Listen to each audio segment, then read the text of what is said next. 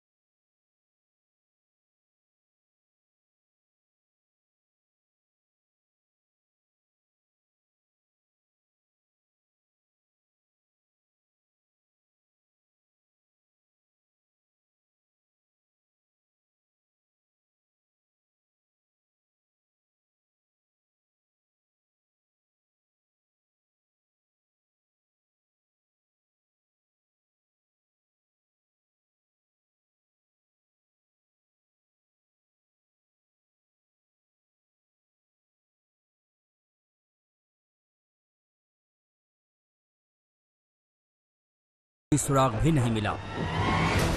ये तस्वीरें 4 दिन पहले की हैं, जब लोगों ने डूबते युवक की तस्वीरें कैद की। तब से उसे तलाशने का काम चल रहा था। आखिरकार 1 सितंबर को उसकी लाश मिल पाई। सैलाब का संकट उड़ीसा के बौद्ध जिले में भी दिखा, जहां एक 5 साल का मासूम तेज धार के बीचों बीच फंस गया। बताया जा रहा है कि नदी में बच्चा 2 पत्थरों के बीच में मौजूद था, लेकिन लहरों में घिरने के बाद वो परेशान हो गया।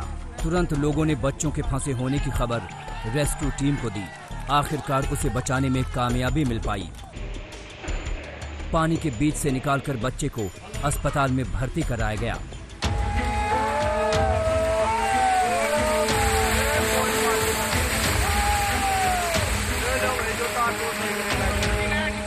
पहाड़ दरकने और फिर टूटकर धराशायी होने की ये तस्वीरें पहाड़ों की रानी मसूरी की हैं, जहां गलोगी धार के पास पहाड़ों का मलबा और बोल्डर गिरने से सड़क पूरी तरह से बंद हो गई। कई मुसाफिर जो उस वक्त रास्ते पर थे, उन्होंने भागकर अपनी जान बचाई। पीडब्ल्यूडी की टीमें जेसीबी की मदद से रास्ता खाली करने में लगी हुई हैं।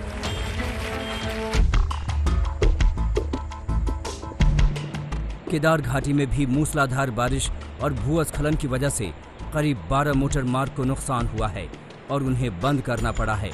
पहाड़ टूटने की वजह से प्रसिद्ध पर्यटक स्थल चोपता दुगलविटा को जोड़ने वाला वैकल्पिक मोटर मार्ग भी हफ्ते भर से बंद पड़ा है। रास्ते खराब होने से कई गांवों का जिला मुख्यालय से संपर्क टूट गया है। संगम नगरीय प्रयागराज में गंगा और यमुना नदियां उफान पर हैं। संगम के कई घाट भी बाढ़ में डूबे हैं। कुछ दुकानों और मकानों को भी बाढ़ ने अपनी जद में ले लिया है। छपरा में बाढ़ से हुई तबाही में खेतों में खड़ी फसल बर्बाद हो चुकी है। ऐसे में किसानों को जानवरों के लिए चारे का इंतजाम करना मुश्किल पड़ रहा है।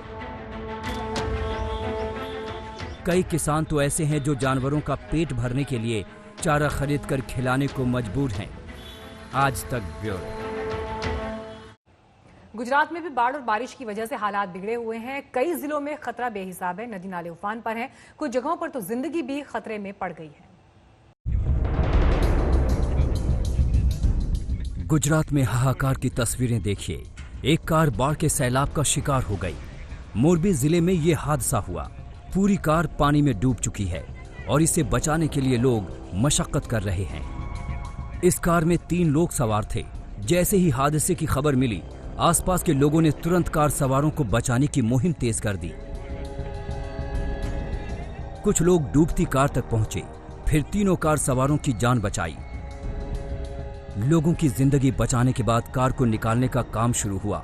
ग्रामीणों ने पूरी सूझबूझ से कार को खींचकर पानी से बाहर निकाला। नर्मदा जिले में भी बाढ़ की तबाही का मंजर दिख रहा है। यहां सरदार सरोवर बांध से पानी छोड़े जाने के बाद नर्मदा नदी में जबरदस्त उफान आया था। इस वजह से नदी किनारे बसे गांवों को काफी नुकसान हुआ है। गुरुणेश्वर के प्रसिद्ध दत्त मंदिर में भी सैलाब का असर दिख रहा है। इसी उफनती नदी की चपेट में आकर नर्मदेश्वर मंदिर बह गया, जबकि समाधि मंदिर की दीवार ढह गई। भारी बारिश का गंभीर असर गुजरात के भावनगर जिले में भी दिख रहा है। वहां हजारों हेक्टेयर इलाके में पानी ही पानी भरा है।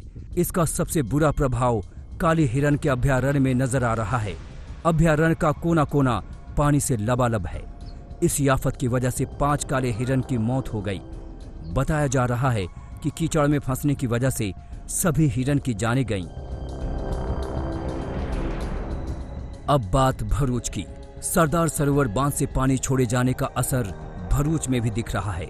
नर्मदा नदी का खतरा लगातार मंडरा रहा था, क्योंकि नदी का जलस्तर खतरे के निशान से 10 फीट ऊपर बह रहा था।